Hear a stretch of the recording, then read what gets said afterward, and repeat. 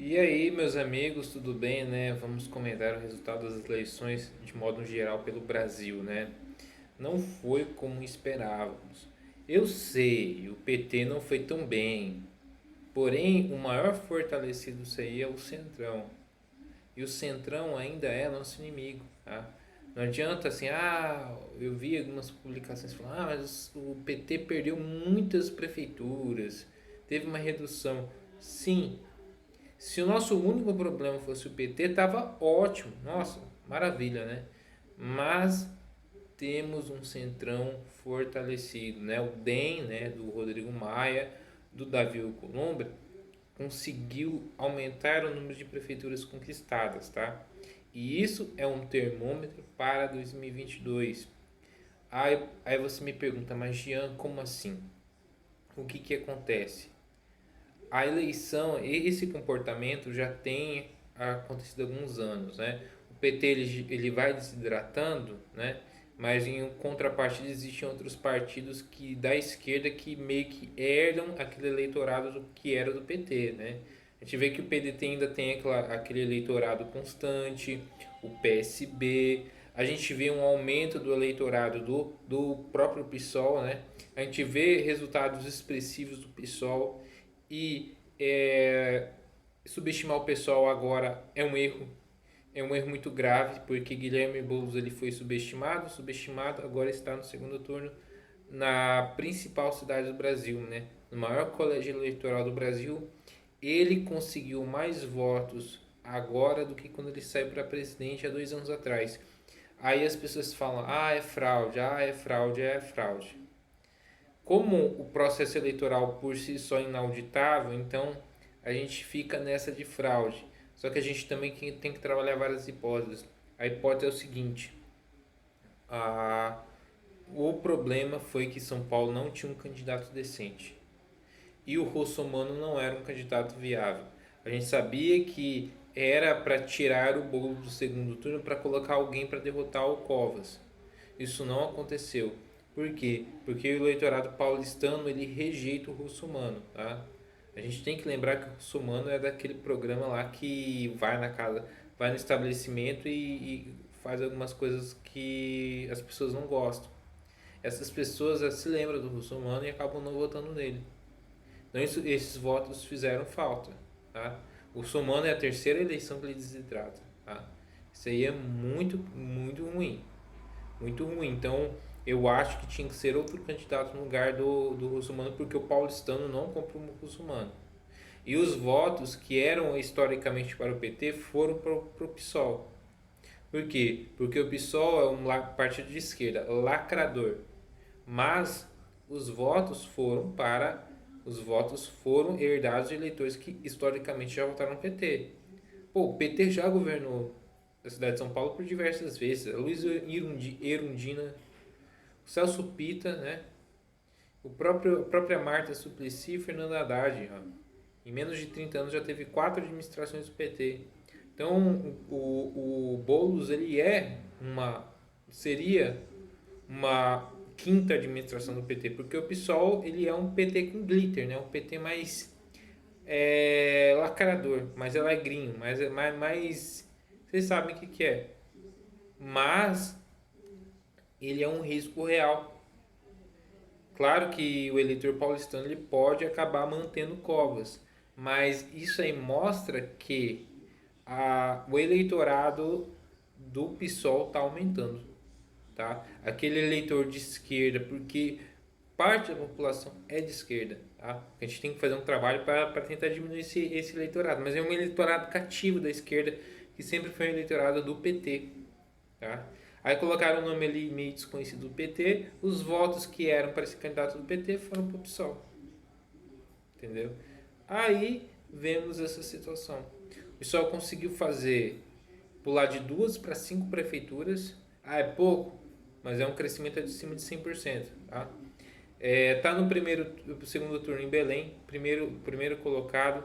Tá com o segundo colocado na principal cidade do Brasil, na maior cidade do Brasil. Então, alguma coisa tem que ser feita, porque a esquerda faz o trabalho dela. E fez o trabalho dela muitíssimo bem. E agora a gente tem que correr atrás.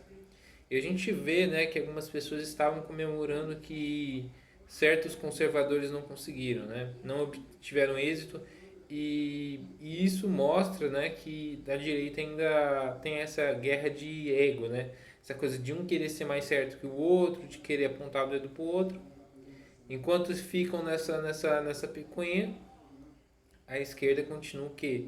Fortalecida. Ah, mas eles não têm tantas prefeituras. Mas olha o número de vereadores que o pessoal fez. No Rio de Janeiro, principalmente. Né? Isso não é, de certa forma, para nos chamar a atenção. Aquele cara lá do PSOL, eu esqueço o nome do infeliz, mais votado que o próprio Carlos Bolsonaro. Isso não acende o sinal de alerta? Não que a direita está fraca, mas é porque a direita em si ela subestimou a esquerda e a gente tem um inimigo ainda maior que é o centrão. Porque a gente fica nessa coisa, não, aquela coisa de ser direita limpinha, ficar enchendo o saco dos outros que quiseram sair candidatos. Eu vi gente criticando Edson Lamon, Cláudio Luca, tá? Eu vi gente criticando a Paula Marisa. Mas cadê que essas pessoas se candidatam? O grupo delas se candidata? Porque teve gente que na cidade dele comemorou que os amigos do MBC, do Douglas Garcia, não conseguiram nada na cidade dele. Mas a cidade desse cara, que eu não vou citar o nome, né? Tá totalmente dominada pelo PSDB, pelo PT, entendeu? Lá deu bom para o PSDB. Prefeito reeleito do PSDB. E aí? O que acontece? O próprio PSDB foi o partido que teve políticos que trancaram você em casa, que fizeram você passar por tudo que você passou, o lockdown principalmente. É o próprio PSDB que tem políticos que já ajudam a esquerda de certa forma. Então, votar no PSDB eu acredito que seja um erro. Né? Claro que em São Paulo já complicou porque o outro candidato é do PSOL. Né? Votar em esquerda não dá. Mas você vê que, de qualquer forma, o Boulos agora vai achar que tem o poder de se candidatar a um cargo eletivo daqui a 2 anos. Por isso que eu falo, a eleição de 2020 foi um termômetro para 2022. 2022, se as coisas continuarem como tá, o centrão vai dominar, a esquerda vai conquistando peças-chave, pode não ter aquela quantidade de governos como eles gostariam, como eles já tiveram no passado, mas eles ocupam espaços ainda, principalmente no legislativo. O grande problema é o legislativo, porque são esses tipos de vereadores que trazem leis que são ruins, que ajudam a aprovar essas leis, que estão em comissões de Constituição e Justiça na Câmara de Municipal, na Câmara de Governos, na Câmara Federal. E a base dos municípios é importante para eles elegerem os seus respectivos deputados e senadores daqui a 2 anos. Tá? Principalmente em muitos redutos eleitorais. Então a gente pode ter o quê? Uma diminuição da questão de direita, porque infelizmente nós votamos gente da direita que são deputags, né? Então talvez esse número de deputags diminua. Eu vejo que pessoas como Carlos Zambelli não vai ser reeleita, tá? Entre outros.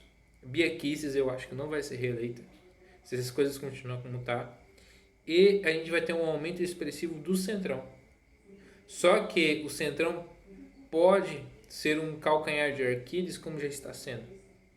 Como está sendo pelo governo. Qual foi o número de governadores que te trancou em casa? Qual foram os políticos de qual partido que derrubaram muitos vetos do Bolsonaro? Qual que foi o presidente da Câmara que sentou em um monte de medida provisória do presidente Bolsonaro que foram caducar, que prejudicaram o mandamento do governo, que faz o governo ter que ficar atado, de mãos atadas? Muita coisa legal que o Bolsonaro queria pôr pra gente, para esse Brasil melhorar o senhor Rodrigo Maia e o senhor Davi Columbre atrapalham, tá? Eles usam o poder que eles têm para atrapalhar o governo. Eles são de que partido? Democratas. Qual foi o partido que mais cresceu nessa eleição? Democratas. Esse foi o problema. Votando nos mesmos. No mesmo centrão que amarra o Brasil. Tá? Porque acontece primeiro nas eleições municipais. E daqui 2 anos essa amarração continua. Porque essas pessoas eleitas elas vão fazendo seus conchavos e vai amarrando mais. Aí a gente tem senadores e deputados eleitos com a ajuda dessas pessoas que elegemos ontem. Tá? Essas pessoas elas têm base eleitoral forte, mesmo em estados pequenos. Tá? Então a gente vê isso acontecer. Então a gente fica muito na coisa, derrotar a esquerda. A esquerda não tem pressa. Quem tem pressa é a gente que está vivendo num país complicado, país destruído, destroçado, e tentar mexer as coisas para a gente ter uma vida um pouco menos merda.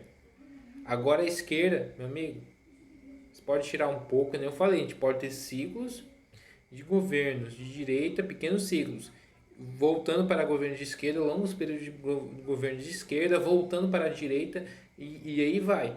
A gente tem que quebrar esse ciclo, a gente não sai mais do poder. Mas enquanto a gente tiver uma base fraca, não adianta. E a base começa nas eleições municipais, que as pessoas não acordaram para isso. Tá? Se elas continuarem com essas picuinhas, o outro achar bom, porque os desafetos dele não conseguiu ajudar a fazer vereador para a cidade dele, é o vereador e o prefeito da cidade dele que vai ferrar com a vida dele. Você sabe de quem eu estou falando? A pessoa que pode adotar um lockdown na cidade dele.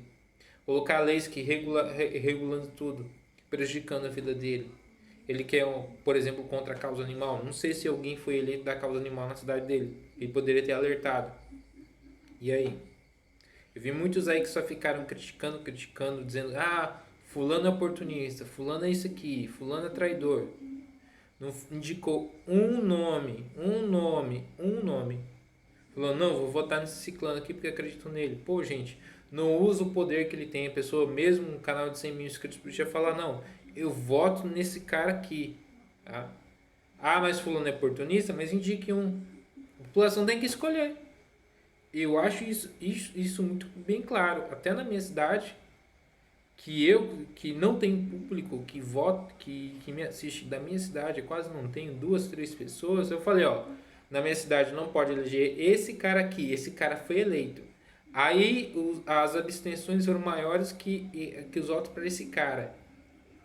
Aí eu fico aqui pensando comigo: poxa, se tivesse feito um trabalho de conscientizar essas pessoas elas iriam votar e talvez mudariam o resultado da eleição.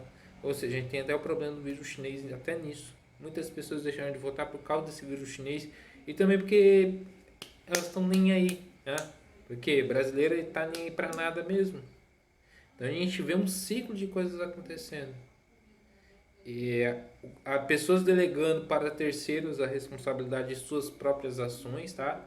Achando, esse aqui fica só enchendo o saco. É aquela coisa, criticar, mas propor algo no lugar, neca, né? Nadinha. Porque quando a gente critica, a gente realmente, não, por que eu estou criticando isso aqui? Por que isso aqui está errado? Aponta, afasta os seus apontamentos, mas e aí? Se você criticar, mas não apontar o que pode ser melhorado, principalmente na sua cidade, porque como que eu vou mudar o Brasil se eu não mudo nem minha própria vida, não vou mudar meu bairro, não vou mudar minha cidade? Tá?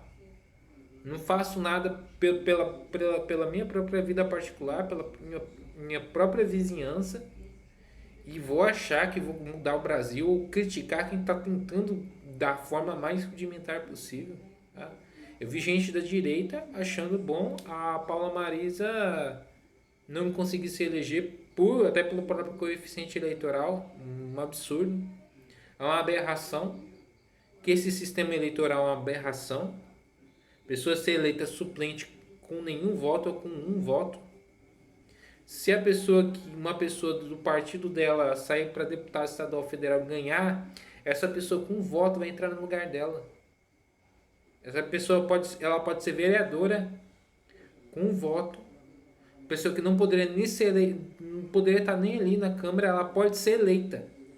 Ou com nenhum voto, nem com o próprio voto dela. Imagina essa pessoa, se ela não tem nem representatividade. A democracia não é isso, não é vontade da maioria? Ninguém escolheu aquela pessoa vai estar no lugar de outra que foi escolhida e vazou para ter algo maior. Então isso é foda. Então a gente já vive num sistema que as coisas não acontecem do jeito que nós não gostaríamos, a gente faz esse cenário simplista. Ah, é fraude. Pode ser que a fraude nem aconteceu, foi porque o eleitor brasileiro ele é burro mesmo. O eleitor brasileiro ele é perdido. E a gente fica o quê? Na nossa bolha, a gente fica batendo cabeça, batendo cabeça, batendo cabeça. As regras do jogo são essas. Ou seja, a fraude pode ter acontecido? Não sei, pode ser que sim. Mas a gente tem que trabalhar com o que a gente tem. A gente tem que ver, por exemplo, apoiar medidas que evitem, por exemplo, uma apuração sem aditamento. Voto impresso, cobrar o voto impresso. Põe Macapá foi suspenso por causa da falta de energia, colocasse cédula. Aquilo foi uma aberração jurídica. A Constituição já diz isso. Então ir atrás, ir no STF, ó, tem que judicializar. Se vocês acham que, por exemplo, a apuração que foi demorada foi suspensa, porque dá um ar de suspeição no processo de lisura da eleitoral, faça o seguinte, meu caro. Entra com uma ação no STF pedindo anulação do pleito. Fazendo a gente ter novas eleições no Brasil todo. Soa bizarro. Eu não duvido que não vai entrar alguma pessoa, até um mal perdedor, pode fazer isso. Eu não duvido de mais nada se tratando de Brasil, sim. Mas nós fomos muito que dispersos. Ficamos na nossa briga de egos. E agora temos o que? Uma situação onde nosso inimigo não é só um inimigo. São vários inimigos. E esses inimigos saíram fortalecidos. A gente só prestou atenção naquele inimigo ali, mas lá atrás de mim tem outro inimigo para me dar um golpe. Para me dar uma rasteira. Que é o próprio Centrão. O Centrão é um problema, sim. O Centrão ele afeta a governabilidade do Bolsonaro. Não, se o Bolsonaro dá uma de louco, porque não adianta, mas o Bolsonaro é popular. Sim, é popular. Só que eles estão cagando para popularidade. Eles estão cagando. E outra, eles sabem que a memória do brasileiro é tão curta, que mesmo os bolsonaristas que foram em 2018 elegeram o Bolsonaro, apoiam o Bolsonaro, votaram em gente do Centrão. São pessoas que não estão entendendo o que está acontecendo. E outra, tiveram pessoas que votaram na esquerda, sim. Esse eleitorado, o PT enfraqueceu, mas ele transferiu seus votos para o PSOL. O PSOL é aquele lacração, mas a gente incauta não enxerga a mácula de partido corrupto que o PT tem. Muita gente de esquerda vê o PT como partido corrupto, mas vota no PSOL, vota no PDT, vota no PCdoB. Manuela Dávila no segundo turno. Isso aí é uma coisa preocupante. E é um estado que o PT saiu, incrível que pareça. Rio Grande do Sul é um estado que a esquerda ainda é fortalecida. Ou seja, alguma coisa tem que ser feita. A gente tem menos de 2 anos. Meu amigo, se as coisas continuarem como tá, eu sei que o Bolsonaro tem toda a condição de ser reeleito, ele vai ser reeleito. Só que ele vai ter um segundo mandato dificílimo, tá? Muito difícil. Com pessoas do Centrão, o que conseguindo ali sufocar o governo, né? Derrubando vetos, medidas provisórias. O Bolsonaro não vai conseguir governar assim. Ele vai acabar sendo desgastado. Aí 2026, aí a população veja, o governo não faz nada, o governo isso aqui, não sei o que, não sei o que lá. O que vai acontecer? 2026 o Bolsonaro entrega o poder não para um sucessor, mas para uma pessoa do Centrão. Aí a pessoa do Centrão corre risco depois no futuro de devolver o poder para a esquerda. Aí vem aquele processo que nós voltamos, de ciclos, né? A gente não quer quebrar o ciclo? Então vamos tentar quebrar agora, mas do jeito que tá, as coisas caminham para que se repita esse ciclo, tá? É um alerta. É um alerta daqui 2 anos a gente vai ter problemas. Se a gente nada for feito em 2 anos, a gente vai ter o centrão dominando. O centrão e a esquerda correndo por fora, porque a esquerda ela não precisa de tantos políticos assim para ela ocupar espaços. São políticos que, por exemplo, têm os melhores assessores. Tem ali, eles ocupam comissões importantes. Eles não precisam ser a maioria, mas estão ali ocupando espaços e ocupando a cultura. Esse é o problema. Eles não ocupam na política, eles ocupam na cultura, no pensamento do povo. Muita gente que se diz antipetista tem pensamento de esquerda. Então esse é o apanhado geral aí do que toda essa situação. Eu vou parando por aqui.